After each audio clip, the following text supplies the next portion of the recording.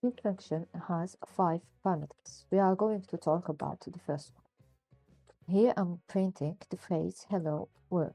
What I did is just I passed the parameter, or I passed the argument hello world as first parameter for the print function. Now if I run my code, I will just write Python and the name of my file. Here is the result, hello world. It printed the first parameter. Now if I want to print another value, let's say I have an integer value equal to 5 and I want to print it. What I can do is I will say print hello world, then I will add to it this variable. I will add a space to my first hello world, then add a plus to concatenate my first phrase hello world with val1. Val1 is an integer value. I can't just print it as it is. So what I will do, I will convert it to a string variable. Then I will print it. So I will say str val1.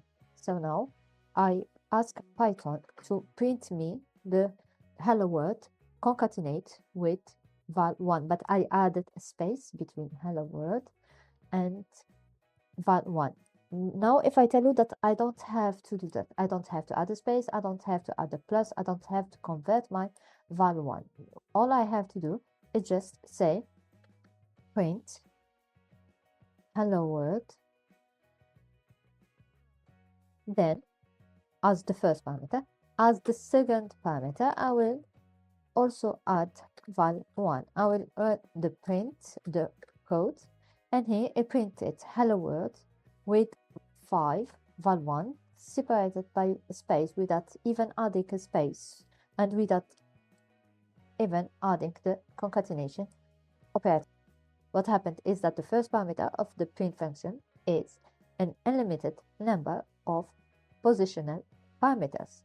If we see the definition of the function print, we can see that it's a list of values to be printed. They are all considered as the positional argument. They are in fact a tuple initialized to an empty tuple. So if I want to print another value, all I have to do is just to add it to my print function hello world.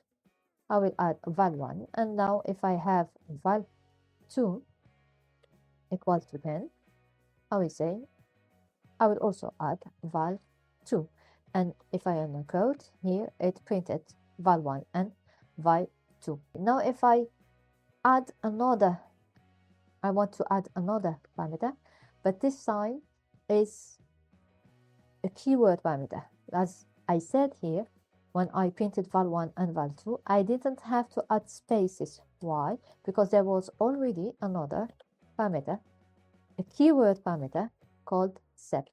So when I printed hello world and I added val1, it added a space. Why? Because the keyword parameter sep was equal by default to space. If I print again, here is the same result. But if I change this parameter, I will run my code again. I will have, instead of space, this dash between hello world and 5. I want to add another parameter, let's say this list of values 1, 2, and 3. It will generate an error. You can see that there is a highlighted error. Why? Because I exceeded the number of positional parameter, because since I added this, I have no right anymore to add any other positional parameter. So if I want to print my list, all I have to do is to add it before any keyword argument. So here I have my list, and after that the keyword argument. I will change this keyword argument or keep it as it is, and run my code. Here it printed the list, so I will change here with a dash. I think it's better. We have our printed values as expected.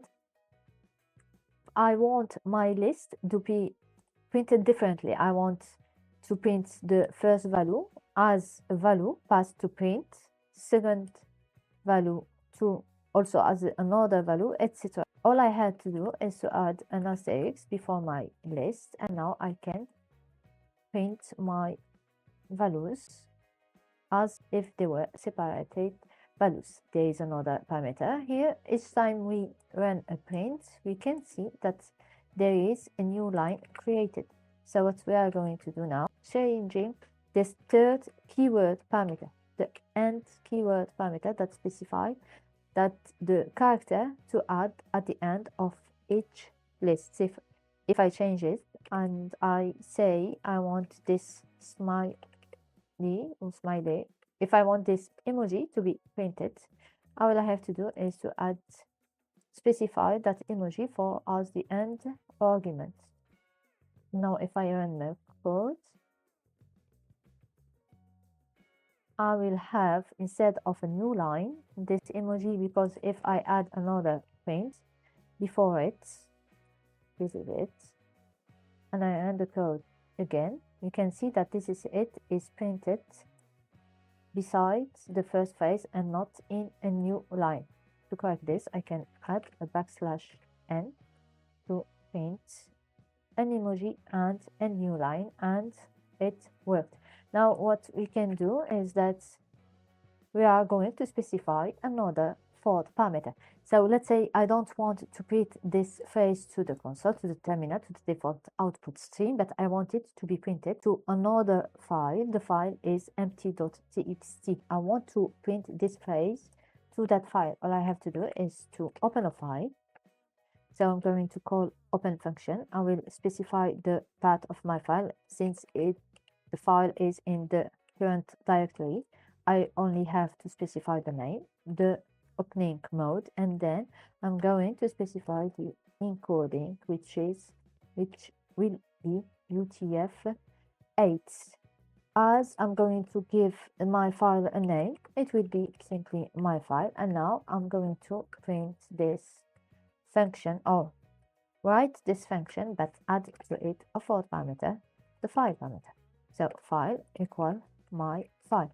Now if I run the code, there were already print statements without this fourth parameter, so the previous printing, but there is no two lines with emojis because the last line was printed to the file. So I used print to print a file with specifying the fourth parameter. Now the last parameter, the fifth one parameter, is flush. So when you call print, it sends this, or it puts the values to be printed in a buffer before sending them out to the destination. When does the sending happen? If the buffer is full, or if you reach a new line. So after each new line, there is a printing or a flashing. That's the default. That's when flush is set to false. Now what we are going to do is to try to set it to 2 to see if there is a difference, but actually there will be no difference. It will not be noticeable. This is why we are going to do a simple trick, a sleep function from time. We are going to import time, then we are going to write a loop of values that will print values. So the loop will print 10 values starting from 0 to 10. Then we are going to write the print function. It prints the each y value, the index of our loop. We change the end, so we will use print y and space and then flush set to false to test the default behavior. Y we will call sleep.